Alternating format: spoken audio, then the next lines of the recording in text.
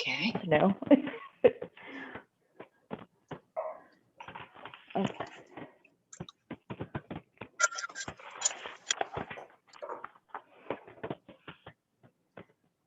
Oops. What did I do there?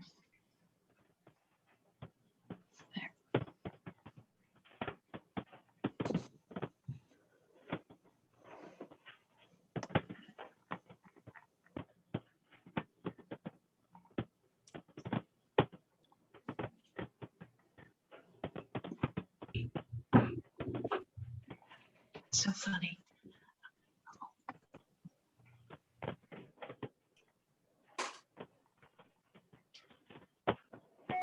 All right.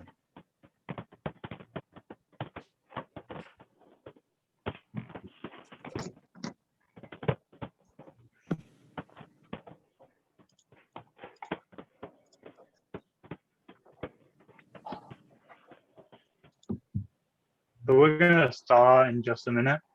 I had some mouth injury last week, which I'm still recovering from. So rather than continue through my whistles and speech impediment, Amanda is gonna take the show today. No pressure.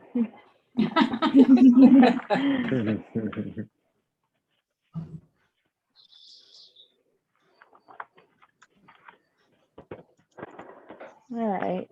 I think we can get started. We have a fair amount of people here, and I will share this afterwards, so anyone who couldn't make it can always catch it later. All right, so welcome everyone. This is our second virtual town hall. Our goal is to do this twice a year, so it'll probably be June and November every year.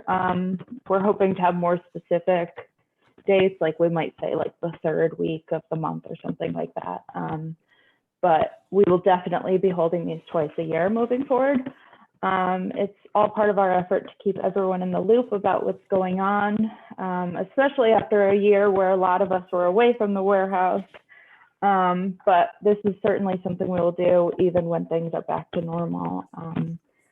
This is both a chance for us to update everyone, but also for you guys to ask questions at the end too. Okay. Do you want it to be on video, Amanda? Personal choice, whatever you want. There's no Okay. expectation. If we are, can you Okay. see us? I can see you, yeah. Okay, well, Okay. just checking. It'd be nice to recognize people without their masks on. Yeah. Yeah. Yeah, I think a lot of you I haven't met without a mask, and I think vice versa. So it'll be interesting in the next couple of weeks. So I first want to just thank everyone for their hard work in the past 6 months, but also in this past year throughout COVID-19. We shut down for that very brief period. I think it was only about a week, and then we were up and running at least with serving clients. So it's been really impressive to see what you all can do. We obviously are very volunteer driven, and so we wouldn't have been able to do any of this without all of your hard work.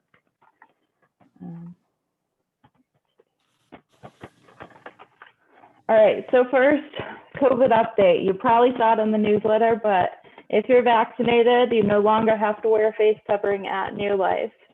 However, it's personal choice. So if you are still comfortable wearing a mask, even if you are vaccinated, no judgment on our part. I'm still wearing a mask around groups especially, but taking it off when I'm working away from everyone else or with only a few people. So it's entirely personal preference. We're not going to be checking vaccination cards. It's all on the honor system. So if you're fully vaxxed, and that means have had either, if it's a 2-dose shot, you've had both shots, or 1 dose, the 1 shot, and had the time frame that allowed it for you to build up immunity. So obviously that depends on what kind of shot you got. So just to clarify, that's what fully vaccinated means. We are still capping things at about, so no more than 15 people, give or take, in the warehouse at once. If it's something like a Saturday where everyone's spread out and some people are going out on the truck, we might go beyond 15. If it's something like sorting where you guys are all in one area, we're going to keep it on the lower side. We'll gradually increase as we see appropriate, but we don't want to rush into anything. And there's plenty of opportunities now throughout the week that I don't think anyone's missing out on anything by having these limits, because it is more flexible now. If there's ever an opportunity you want to sign up for that is already full in the sign up, feel free to just reach out to me and I'm sure I usually can add you right in. So that's that. Okay, some other general updates. We've been piloting a partnership with the Dover transfer station. So now Dover residents with a transfer station sticker can leave furniture for New Life right at the transfer station. We did it as a pilot in April and May with a few dates each month. And there is a container there for New Life. And then we've been bringing the truck over every other week to load up. Moving forward, it's going to be on a monthly basis. So once a month, we'll probably have volunteers out there. The next date is June 19th. So you can sign up to help with that. And it's always good to have New Life volunteers there, especially because you understand our mission and have a better sense of what we can and can't take. And then what we'll be doing is just bringing the truck over when the container gets full. We've noticed that it's been a lot of household goods. So, but good stuff coming out of this partnership. We're really excited because just means we can serve more people. Outreach committee. So we are recruiting people for this committee. It's kind of, it has a bunch of different goals, but essentially it's getting the word out about New Life, and that can translate into more volunteers, more donors, more furniture donors, corporate partnerships, or even finding bulk donations. Like, you know, we had the UMass Amherst had given us a bunch of furniture from their dorms. Things like that will be stuff that the outreach committee is doing. So this is a great opportunity if you're great at networking, or you like building relationships and you're not afraid to put yourself out there and be a little persistent. So let me know if you are interested. And that'll be getting up and running soon. Volunteer committee will be back. We kind of put it on pause because with COVID, there wasn't a whole lot we could do. Towns like Westwood is going to have Westwood Day this year, so we will be doing that, and it's going to be organizing activities of that nature. So I will be reaching out. If you're already on volunteer committee, I will be reaching out. If you're interested in joining, reach out to me. We always welcome new members. All right. So just a little bit on how we're doing in the past year. We've been pretty good despite the pandemic. We've had a lot of volunteers that have chosen to take a break because of COVID and they were in an at-risk group, but we've also seen a lot of new faces in the past year, especially because we've noticed other organizations weren't taking volunteers. So looking for another place to get involved, they reached out to us. So we've had 406 volunteers in the past 365 days.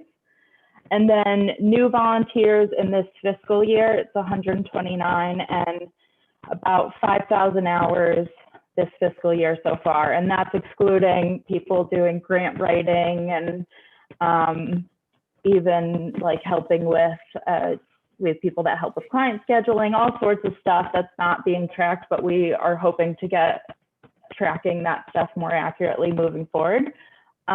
So really impressive numbers from you all, given the circumstances, and we appreciate your commitment. All right. I'm going to switch it over to Wendy. Well, the screen's staying, but Wendy's going to talk. Slide. So all these volunteer hours have added up to serving a lot of clients. We are almost at our halfway point. We've served 347 clients. So we're just shy, we have 353 remaining to hit our target, and that's with lots of ups and downs of COVID. And most recently, we did see, and you can kind of see in this chart, we saw a decrease in March and April of referrals sent in with that have clients having professional movers. We've been able to serve many more of that type of client in this virtual process than clients that don't have funding for movers. So we did adjust. We did a few weeks where we filled in that gap with extra U-Haul clients to round out our schedule. I think disappointing thing for a lot of the volunteers is that not every U-Haul client is successful in picking up their furniture orders. So although we did kind of bring our client serve numbers up, they had their virtual appointment, probably 30 to 50% end up not being successful at coming with their U-Haul to pick up their furniture.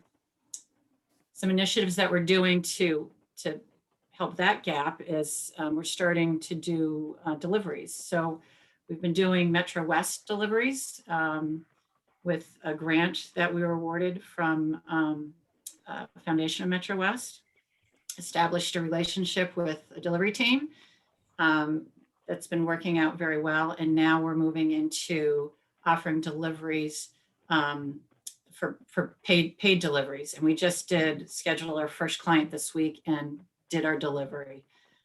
So we're hoping to roll that out to more clients that don't qualify for these professional move funding programs, but we can provide delivery service at a really reduced rate from what professional movers would cost. The other initiative that's going on right now with the help of Lisa Du is volunteering to reach out to our very long wait list that stretches back to 2020, early 2020. And we're just trying to clean that up and figure out who still needs furniture. I just scheduled from that list 3 clients that Lisa Du, was able to find out are still in need. And they were all referred in January of 2020. So one of them is actually a Metro West delivery client, and the other 2 are going to be U-Haul clients next week. So we're starting to catch up on that long wait list that's been accumulating since COVID struck. And I'll pass it back to you, Amanda. Okay. So yeah, we've tried to have a proactive response to the challenges we're facing, as Wendy described well. So awesome job on that end. Okay, so you may have saw in the last newsletter or on social media that we've revised our age guidelines. So I'm a huge proponent of involving youth at New Life. I think is a very friendly, approachable type of volunteering. So we want to start introducing younger ages. We're beginning by opening limited spots on Saturdays to 12 to 13-year-olds. You will have to have a parent or guardian sign up alongside you. But this is just, we're starting with Saturdays, but we hope to introduce this age group into other opportunities too. And also more spots. So as there's more interest, we can increase it. 14 to 15-year-olds still need to have a parent or guardian join them when they volunteer. And that means the parent or guardian also has to sign up. We've had some questions about that. So if you are accompanying your child, you need to actually be volunteering with us, just because we are still running on limited numbers. And so we need all hands on deck. 16 and up, moving forward, we're reversing the COVID restriction. They no longer need a parent or guardian to come with them to volunteer at New Life. So I know that makes it easier for a lot of kids, especially the ones that can drive. And, we know that our volunteers, especially our student volunteers, are always great help. So we don't want to deter them in any way. One change that we did implement last year that we're going to keep moving forward is team leader and duty officer positions, and a few other select positions are still going to be restricted to 18 and up. It's by no means a reflection of maturity or sense of responsibility. I'm all for involving youth in leadership. It goes back to we're growing very quickly as an organization, and very soon we will have to be compliant with OSHA. And if, God forbid, there was ever an emergency, a minor, so anyone under 18, would not be able to perform those duties required by OSHA in the event of an emergency. So it's purely practical reasons. It has nothing to do with the trust we have in our student volunteers. That all being said, we'd love to get our youth leadership program back up and running. I know Dana is waiting in the wings, ready to co-lead, but we are looking for at least 1 or 2 other volunteers that can really take on that program with Dan. We want to expand it. We launched it, well, it was launched the fall before I came. And I know that students really enjoyed it, and I have involved them in some other stuff over the past year. But we really want to expand that program to start getting them involved in other aspects of the organization. So not just Saturday drop-off, but maybe try their hand in fundraising or even in the client side of things. We want to have them get a whole picture of the organization. So if you are interested in taking that on, please let me know, because we'd love to get that up and running. Amanda, can I just add that Yeah. the idea is eventually to bring back co-leadership for student leaders, so that they have the opportunity to take a leadership position. We're just recognizing that as we are growing, we need to ensure that 1 adult and 1 student leader. So as we start the student leadership back up again, there will be leadership opportunities for them to lead a shift. Yes, absolutely.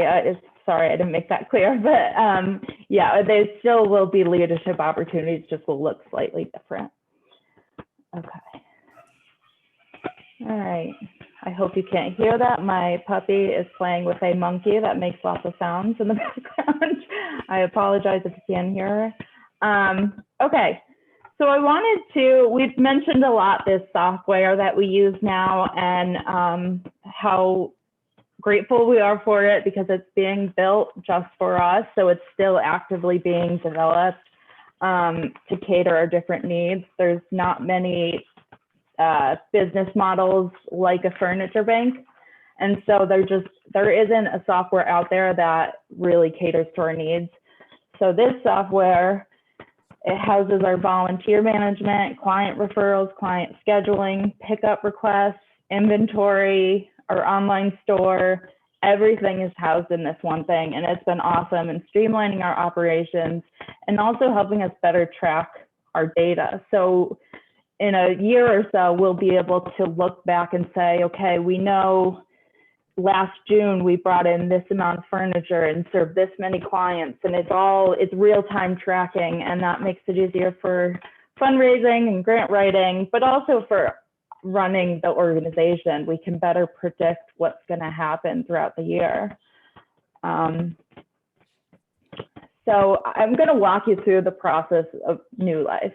You're all familiar with it, but it has been changed slightly over the past year, particularly in the last 6 months or so. So since right around Christmas time, we all met and came up with what we wanted the inventory and the store side of the software to look like.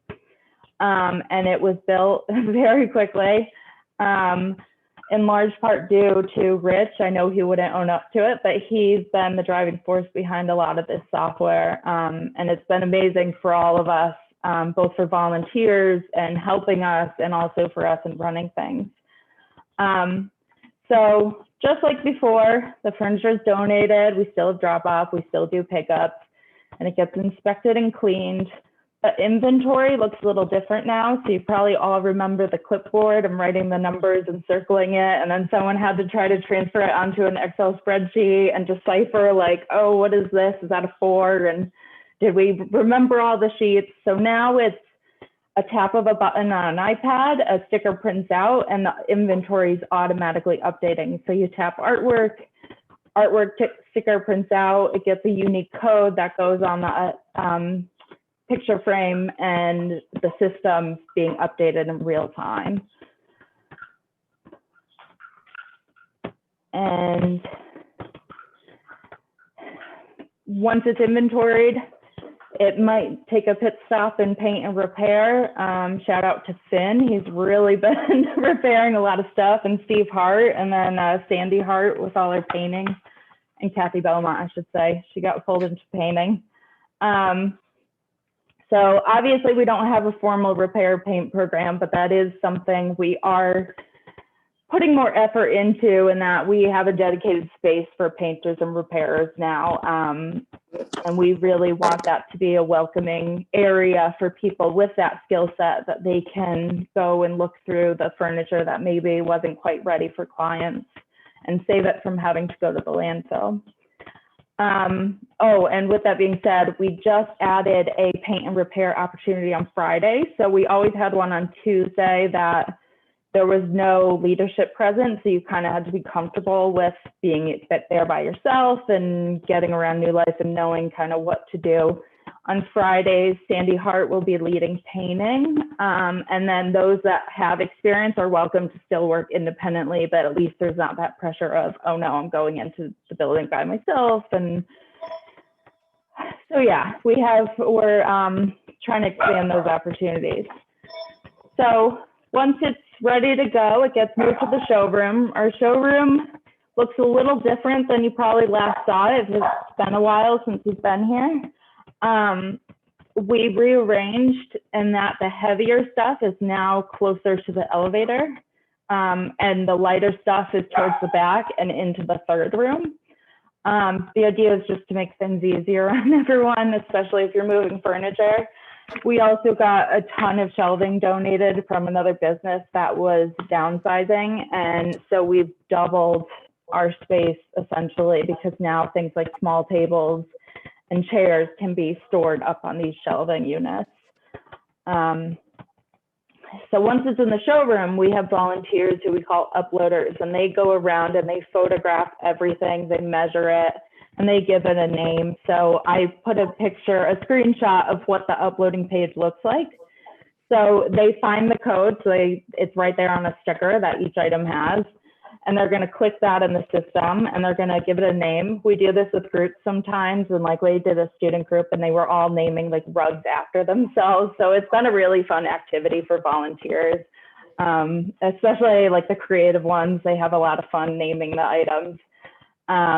And then the dimensions. So since these clients aren't coming in person, we want to make sure they understand what they're getting, so they're not surprised upon delivery. And this is also the step where things can go into more specific categories. So a dining chair won't be grouped in with a desk chair in the store, but it will in our inventory. And I'll explain more about that later. So I'm actually going to take you into the software now. Bear with me. Sometimes my computer gets a little slow when I try to open things during Zoom. Uh-oh.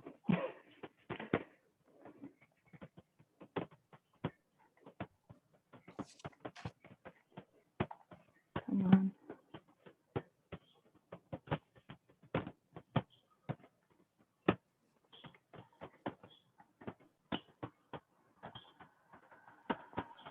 Can you see the screen that just popped up, or are you still looking at the slideshow? We're looking at, Slides still. Okay. Here, let me. You have to reshare, I think. Yeah, I wasn't sure if I had it set to the monitor or the. All right. So this is the main page. And so this one's, you'll notice it's called furniturebank.net, but then the New Life is where it's custom to us.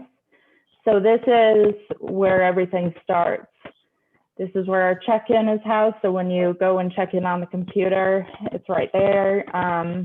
People who are requesting a pickup get brought to here. all sorts of things. I'm going to show you the store specifically because I think that's like the biggest change. Oh, it's going to prompt me to do a password.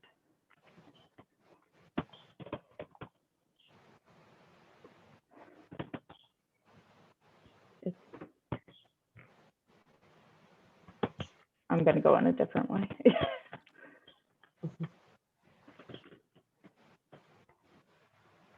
Usually,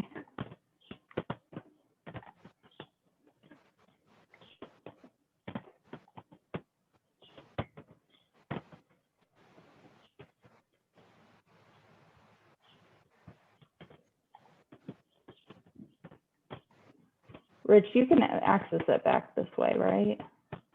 No, you have to go now to store chart and do like FP.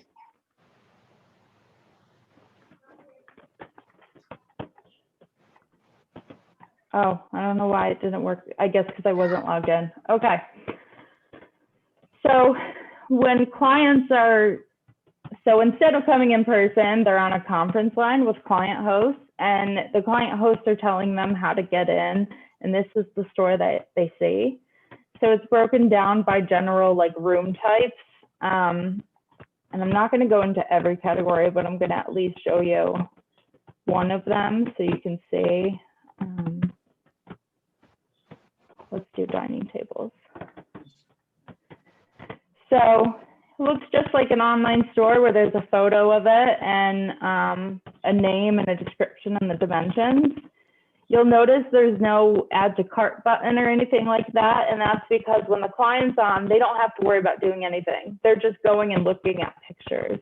But what the client host is doing is they see a similar screen, except for there's some additional buttons, and they can build the order as they're walking them through it. So the client doesn't have to worry about trying to be tech savvy or trying to get their address over the phone. It's all built in from the back end, and it makes things a lot easier, I think, for the clients. And each category looks similar to this, where there's photos. And then certain things we don't photograph. So like, for example, linens, we don't take a picture of every single sheet set.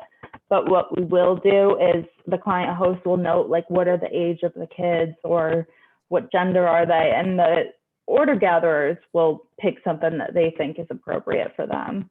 And in that case, they just enter a quantity. So let me show you.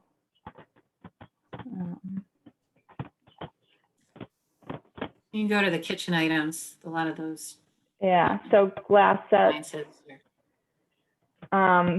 it'll show like how many we have in stock, and then they'll just be able to like enter a number here if they were on the client host side of things. But there's just a description of the item in that case. So I'm gonna go back to the slideshow. Give me a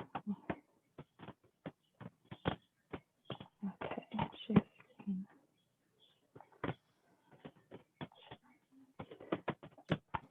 All right.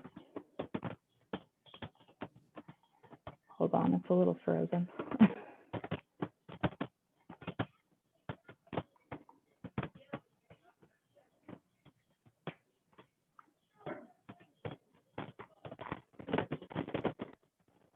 Bear with me. Minor tech issues.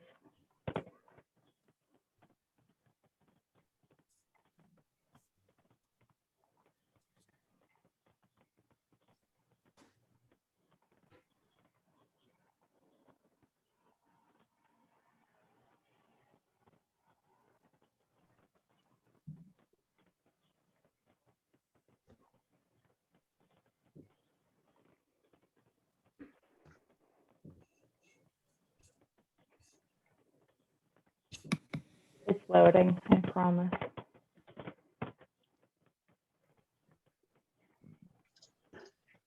We can talk about the next process, right?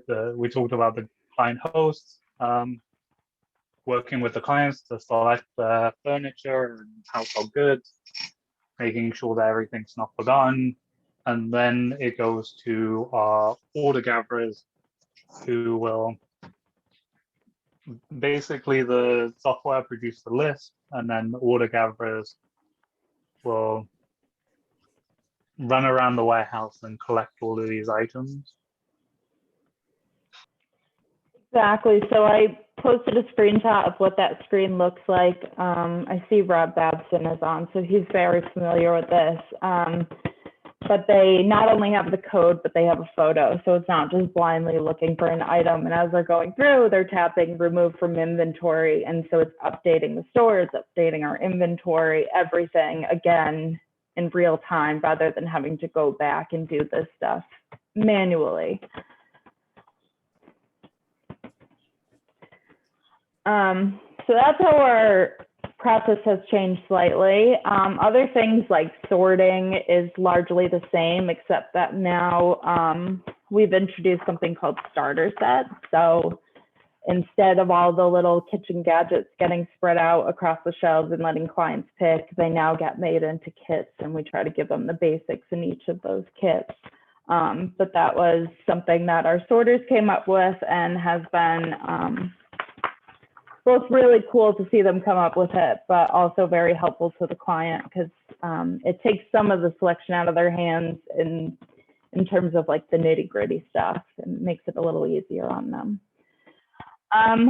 So another thing that's been going on is a recycling and redonation project that has been headed by Joanne Sano, who's been a client host with us in the past, and then also a newer volunteer, Becky Snow. And they're both, well, I don't think Joanne's on the call, but I know Becky's on here.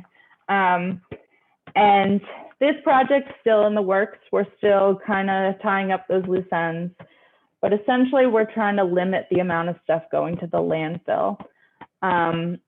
As you all probably know, the stuff that we can't necessarily take, things like flower vases and candles and holiday decorations, like in June, when we don't really need to store them, fine china, all those sorts of things that just really aren't suitable for clients, usually get boxed up and sent to Savers. And Savers has a similar problem that we have, and that they get a lot of stuff and they can only sell so much of it. So a lot of times they end up throwing it out.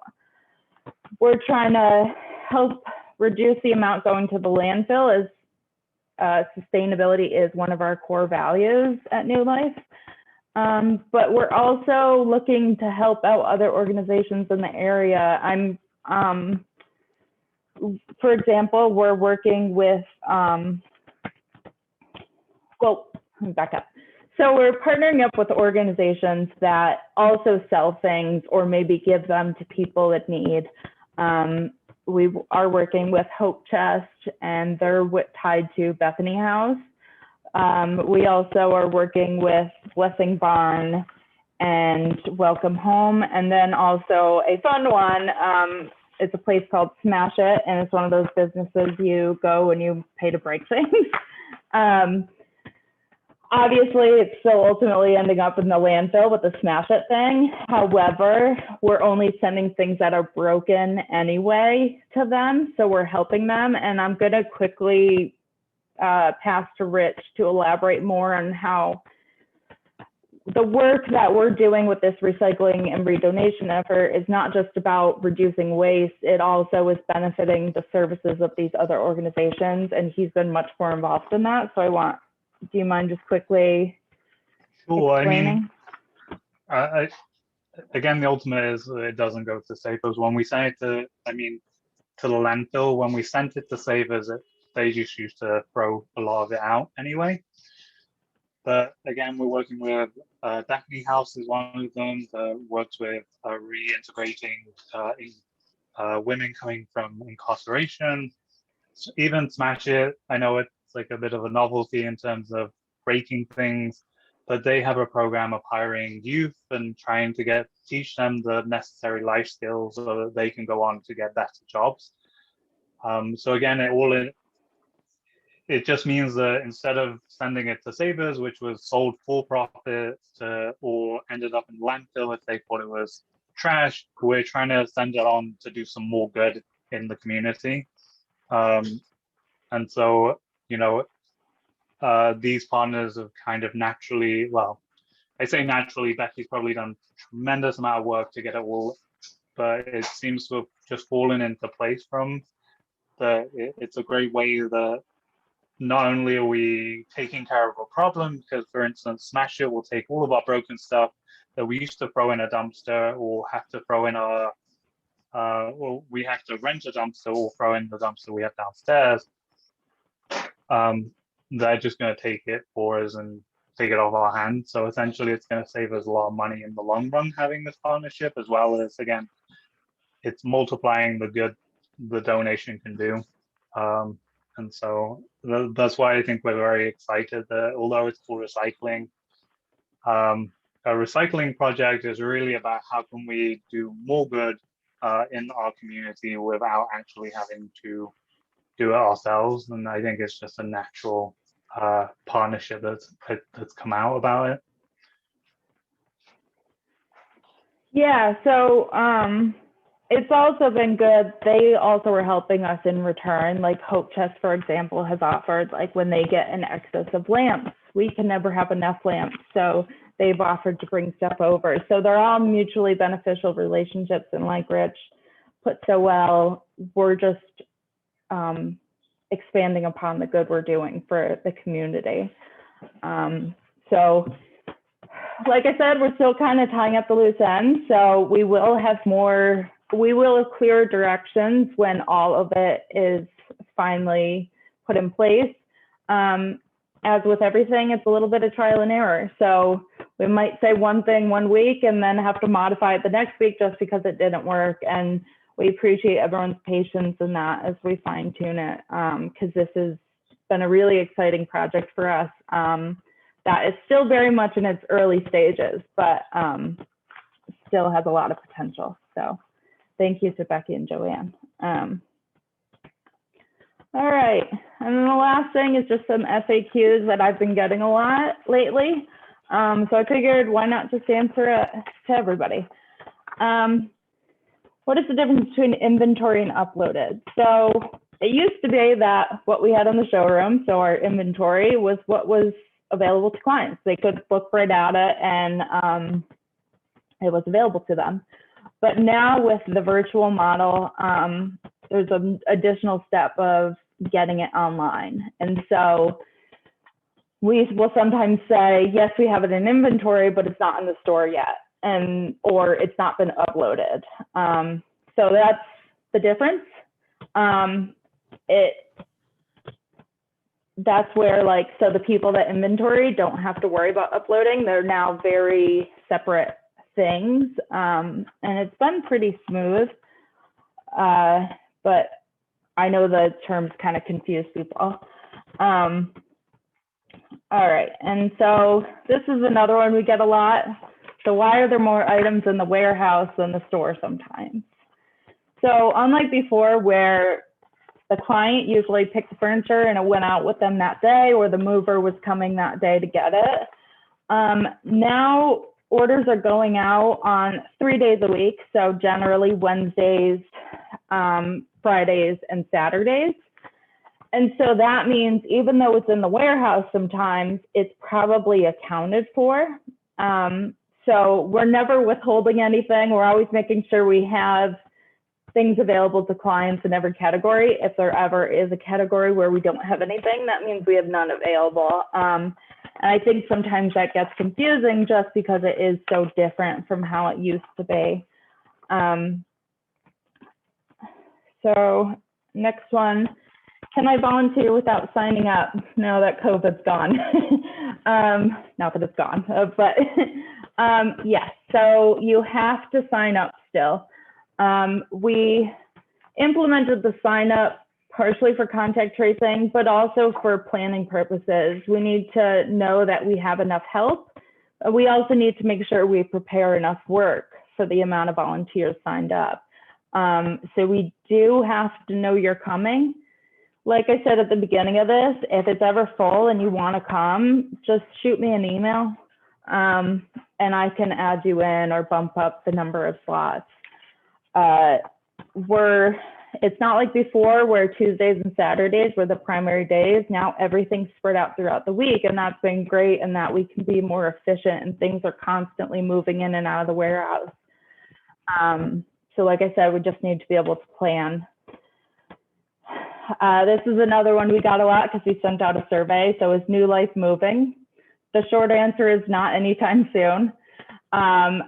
The long answer is that we are aware the elevator proposes some challenges to getting things around. And there's also the possibility that the property we're in could be developed. We're not going anywhere anytime soon. We're not planning on leaving anytime soon. But we did send out that survey just to kind of get a feel for how people felt about a potential new location if we did have to move. Just to add on And- to that, Yeah, the reason why we're planning now and it doesn't seem that much has happened is one is because COVID hit, and so it's kind of put it on the shelf a little bit. But also to move New Life, really, if we did find a new location, we're still talking a year's worth of activity in terms of moving everything, getting everything ready in the new space. So even if a new location was being proposed, there'd be so much notice. I think you'd be sick by the time we actually do move. I think we're just trying to, we first needed to gauge people's reaction to a possible move, given the fact that everything is so much up in the air, that there's prime real estate. There's no plans to develop it, but at the same time, they're never going to tell us, they're never going to give us a huge amount of notice when they do decide to develop it. And then secondly, as a space, it doesn't, the elevator is such a bottleneck. It's great now since we're the only ones in the building, but there's 3 floors that are empty that could be rented at any time. And we would be, back to fighting with people for elevators. So I think we have a committee that is exploring the options. And then, as I say, I think that if any decisions are being made, we're going to make sure everybody's consulted, and then also everybody will be notified with so much time in advance. Because again, just to move New Life as an operation will take so long that you'll be sick of hearing about it. But yeah, sorry, Amanda. no, it's okay. So the last question is, will New Life ever serve clients in person again? Again, the short answer is yes. But we are still working out when is the best time to start serving people in person again. What will a hybrid model look like? What works best for our clients? There's a lot of logistical things we have to figure out, and we're also not in any rush because we still are in a pandemic. Yes, things are getting back to normal, but we always want to proceed with caution. And this virtual model has proved really helpful for a lot of our clients, especially people with a disability, or they don't have the financial means for childcare while they go pick the furniture or to ride the T out to Walpole. And they can now pick their furniture from work. They can go take a half hour, their lunch early, and go pick furniture. They don't have to worry about taking time off. It's so much more accessible that we pretty much can say that we will always have the virtual model moving forward. It's just what will that look like with an in-person model? Rich, you wanna? I was going to say that we're going to meet and kind of figure out the steps needed to see clients again. We're not the change or the demasking or the loosening of or the actual removal of COVID restrictions kind of came very sudden. Like it wasn't like they had this plan and then suddenly it's like June 15th, we're done. So we're kind of I was taken by surprise at the least. So I was planning to be, have this happen in autumn. So we were planning and taking the necessary steps to be ready in autumn to have clients. Now it's great when, but we certainly have to figure out some questions before we can bring them back in. I think the other side of it is that we also need to do some surveying or questioning and finding people's opinion. The agencies we work with, a lot of them have come back and said that this is better than previously, given all of Amanda's points that, people don't have to, they were struggling to get out to us in Walpole. And also given the time constraints. So there's actually, we've only had one conversation with one agency that was very much on board on remaining virtual. And then I've heard from volunteers that they like just the way this all feels, and it definitely fits into their day better. That, they don't have to rush to get to New Life. They can just, have a morning coffee and serve some clients and do some good. And so we're planning, we're taking the necessary steps to go back to having in person. Yes, it'll be hybrid, but at the same time, I think I'm hoping in the next couple of weeks, we're going to start taking the necessary steps to find out what, how clients have, how clients feel about this whole process, how agencies, how volunteers, and kind of make some decisions about how much to one side based on feedback.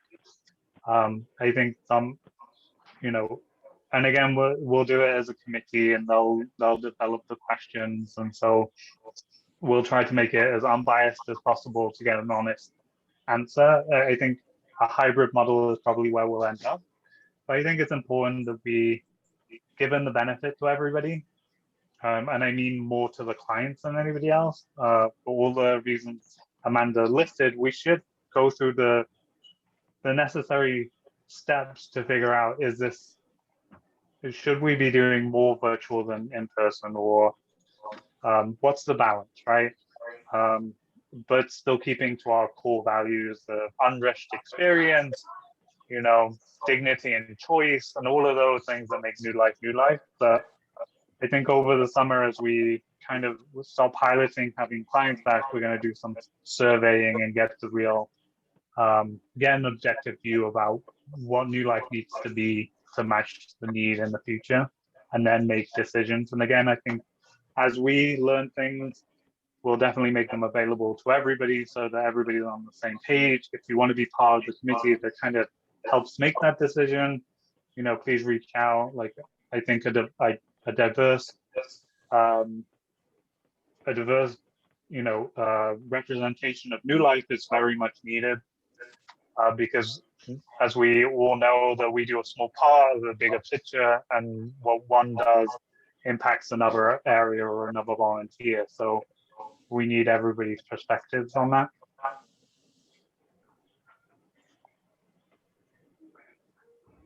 Well put. So that's all we have in terms of the us talking your ears off point of the part of the town hall. We're going to open up to questions because, like I said, this isn't just a chance for us to talk at you. We also want you to ask the questions that you have, especially in this forum where we have volunteers that are involved in all aspects of New Life. I will also say the sign-up link is on the screen if you need it. It's also through the website, but that's the shortcut. So if you're looking to volunteer, we have spots open for this Saturday still, I believe. Truck crew is back. So I see Tom's on the call. Tom needs all the help. So definitely sign up if you can. All right, so you can ask questions over video chat, or you can send them in messaging, and I'll read them out.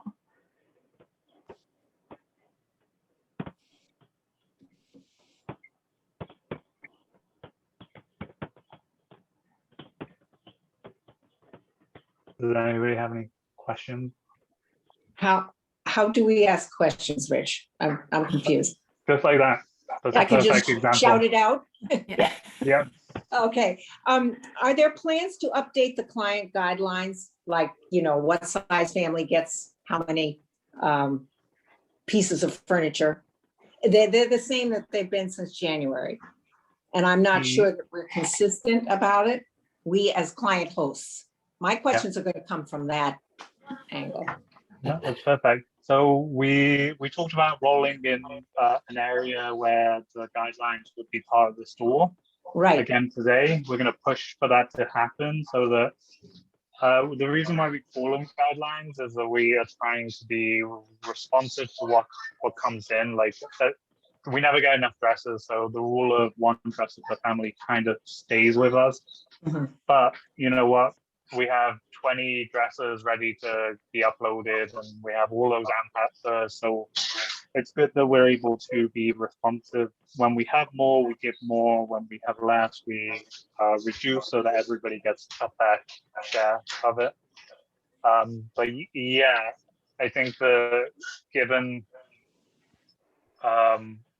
where we're at, the idea is the guidelines will become changing as we need them to change. Like we'll let you know when for instance, pictures. We have 700 pictures in the warehouse. There should be no Not limits kidding. on how many pictures of I know. we should be giving out, right? So the idea is to move away from a very fixed list to a more of a dynamic list with base. We try to ensure everybody gets a dresser, right? But if we have 100 dressers, we want to make sure that everybody gets as many as they need. So we Okay. want to move to that kind of a model.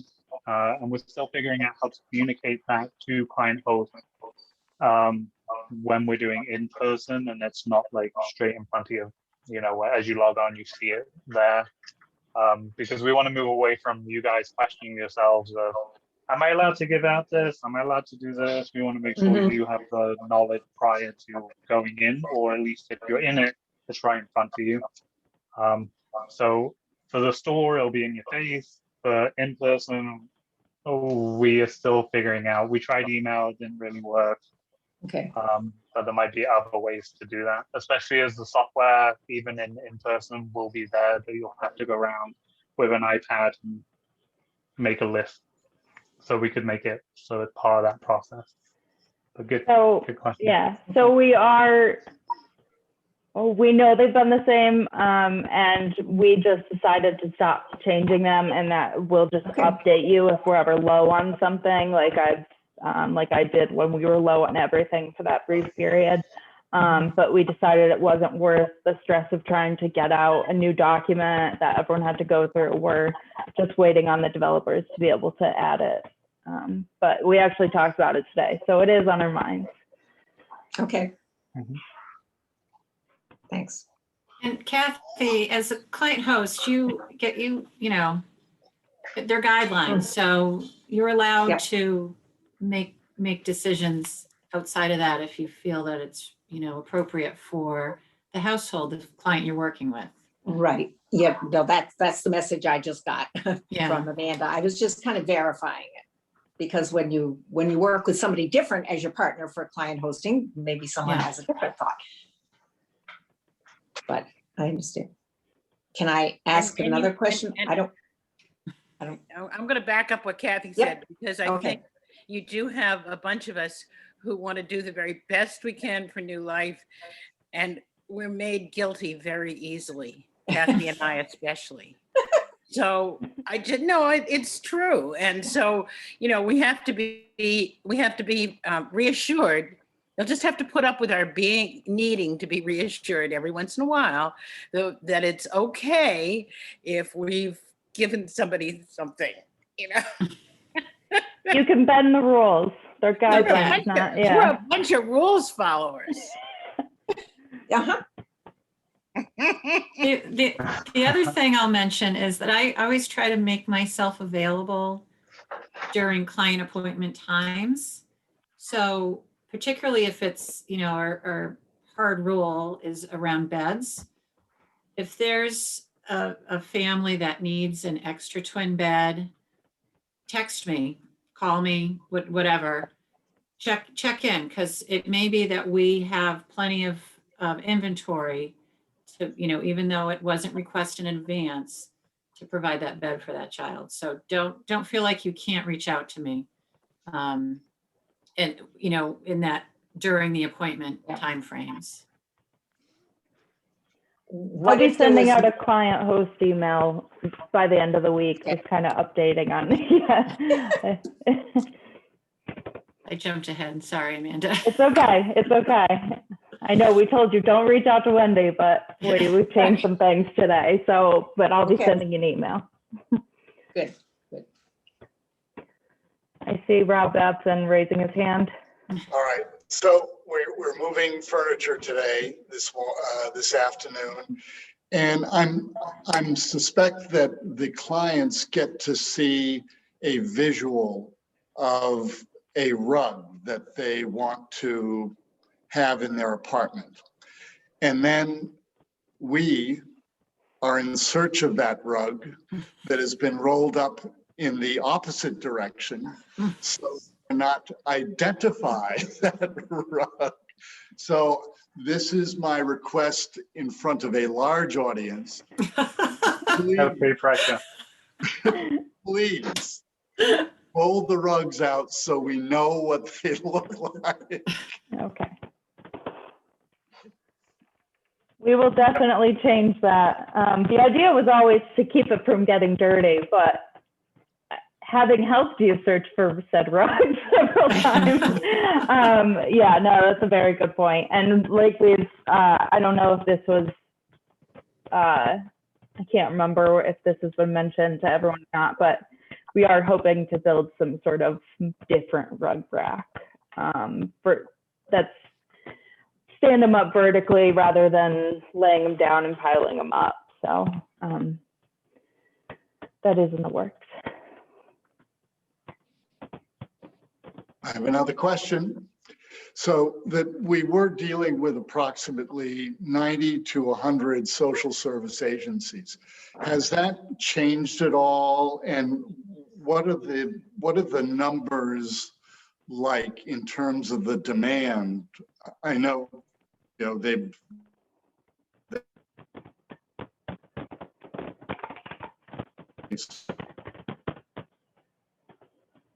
certainly have not been going down for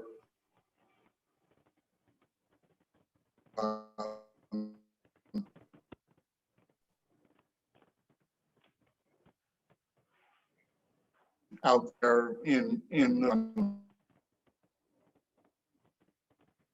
too. More referrals than how many we can serve. I think there has been, it's hard to say, there has been a kind of a slow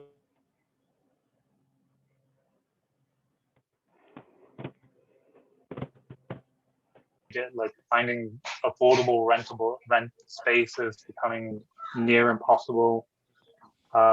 So we think that there has been a drop in demand, not because of people not needing furniture, but more because if you haven't got a place to move into, there's no point in seeking out our services. So I think it's definitely, I think the demand is there, but again, there's a lot of factors happening now that we weren't contending with. Wendy, do you want to? Well, because when I refer to referrals that have professional movers, those are people who are just getting housed, like they're just getting an apartment. And that's where we've kind of seen a little bit of a slowdown, although I think it's starting to turn around. And then there's, and those are typically from larger agencies who are helping to house these clients, find the apartments. And then there's hundreds of agencies that are sending us referrals for people who are already housed or just recently housed, but don't have furniture. There's still plenty of those referrals out there. We just are unable to serve very many per week. And that's always been the case. We always get many, many more of those, even pre-pandemic, than we're able to serve in a week. And so that's why we're looking at,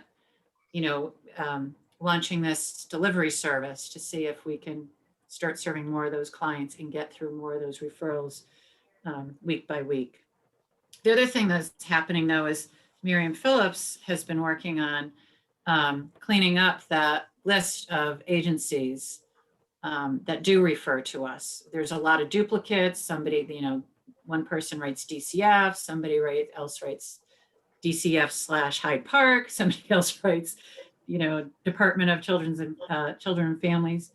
So she's consolidating all that so we can really see the true number of agencies that, we're getting referrals from, as well as which ones are positive partnerships and which ones are not so successful, which agencies don't provide enough support and advocacy to help their clients be successful through this process, and which ones are doing a great job, and we're able to, we're serving more because they're, a positive advocacy for their clients.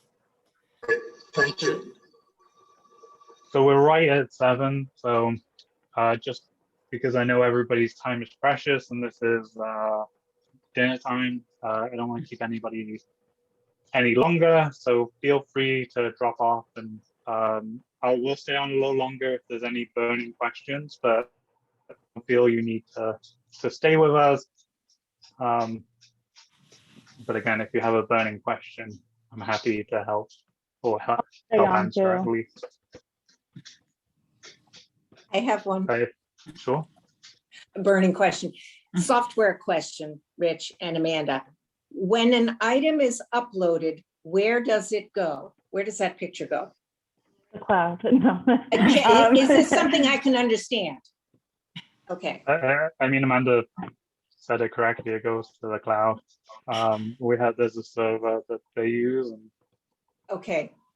Then my next question is, how does it get on the page so that I see it to offer it to a client? What's that? So it's If it's been instant. uploaded, It is instant. We have discovered there's some inherited challenges from the old Okay. system. So we are actually, Wendy, Laura, Cromarty, Rich, and I are all meeting tomorrow morning at the warehouse to go through and figure out what's inherited from the old system, what can we resolve in the other categories based on that, and also potentially, is it a software issue? But we're thinking that it could potentially just be a lot of issues all combined into one, creating this perfect storm.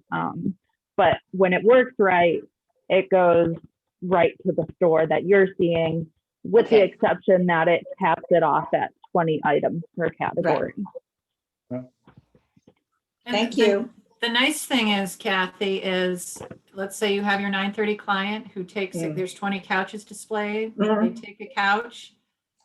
For your 10:30 client, a 20th couch gets automatically put in there because it's already been uploaded and queued up, and it will populate so that if there's 20 uploaded, you will always, or more than 20 uploaded, you will always be backfilled by the next one that Yeah, was. that's in most cases, maybe. But yeah, I think that we're also dealing with the fact that there isn't enough uploaded to backfill. Like if there's Yeah. not one available, the system just displays what's available. Again, there's a running discrepancy between what we have in the warehouse versus what we have in the store, and we Mhm. think a lot of that is to do with a lot of items, because they live with us longer. They're promised and they look like they should be available, but they're not. So the warehouse may be full, but at the end of the week, we've given out 300 of those pieces of furniture. right. So we're trying to figure. We have a meeting tomorrow to do some of the just to see, like, again, it could be human error throughout the whole process. It could be because we've implemented this on the fly. It could be a big bug, a big issue that we made when we first implemented that just Transition. continues through. Like, it's hard to tell, but we're gonna get to the bottom of it. We're gonna. Amanda or Rich, did you see the question from Eileen Stetter? Yeah. About lighting, and as a client host, I'll put my my whatever in the water too, about that the lighting is important. So we're on the hunt for battery operated photograph lights that we can carry around. Unfortunately, given our warehouse electrical outlets are gold dust. You can't find them. So we're trying to figure out a battery operated wheel around, solution to this. I think that if anybody comes across anything like that, we'll instantly purchase, make sure it's available. The problem is we just haven't found the right in the list. We honestly, to be honest, I haven't done as much research to find this item. But from what I have researched, the ones they look like they should work, but the reviews are awful because of FYNC. So, Hey, Rich, how much light are we talking about? I have a couple ideas on that. yeah, I mean, we're just looking enough to take a good photo. The modern phones now kind of correct a lot of the light issues, but they still need that basic. So yeah, shoot me an email with your thoughts. Yeah, I will. I will. I have a couple of thoughts on that, and I apologize for jumping right in, but I've been doing volunteering in a lot of different ways, and your system and your process and your mission, I commend you very highly, and I am looking to get involved. But I happen to come across something that I think might work for you in your scenario. So I have an email already set up to you, and I'll add to that. Awesome, thank you. No problem. Great. Okay, so if there's no more burning questions, we can end it there. And I mean, again, I tried to keep an open door policy. So if you ever have a question about New Life, about why certain things are, decisions that have been made, please email me up and try to make time in my schedule to make a complete and full response to every question that's asked. I know that communication is very difficult given the number of people that really are needed to make New Life work. There's just, and because we're volunteer based, so people are coming for an hour or two or every week, and we don't catch each other. Please know that you can just email me, call me. The worst thing is I don't respond straight away, but I'm trying to make a very concerted effort for any questions, concerns that I'm responsive. Can't tell you that I always like the answer, but I'll do my best. And if you have a suggestion on how to make it better, I do not have me, Amanda, Wendy, everybody. We don't have egos in this. If you have a better way of doing it, please tell us. Nobody's going to get upset or hurt. I think at the end of the day, every improvement we've made makes our lives easier, makes your lives easier, means that we can serve more clients. So at the end of the day, I think, but again, communication has just been difficult because of COVID, and it's just difficult in general. Even when COVID wasn't here, that people, unless you bumped into me and asked me a question, you wouldn't get an answer. And my schedule is, as much as I try to be in the warehouse as much as possible, I'm not always there, and so the chance happening of this meeting is very low. But please feel free to call, email any of us questions, and we'll try to give a very honest answer to. And sometimes the answer maybe is we needed to make a quick decision, so we went with it. If you have a better idea, we'll do it. I just shared sorry, Rich. I just shared our emails, all three of us, Wendy, Rich, and me, in the chat. It's pretty straightforward. It's our first names and then our website at the end. And I'm also I think I'm gonna post my number in the warehouse too, because we don't publicly put it out there because I don't want to become an info line. But I do want to have it accessible to the volunteers that are in there. I know I've tried to give it out as much as whenever I think of it. It's by no means a secret number, but I want to be a little more accessible to you all, especially if I'm not in the warehouse with you. Great. Well, on that note, I'll wish everybody Thank a good you, night. Rich. No problem. Thanks, thank you Rich, very Amanda. much. Thank you, everyone. Bye-bye. Good Thank seeing you. everybody. Bye.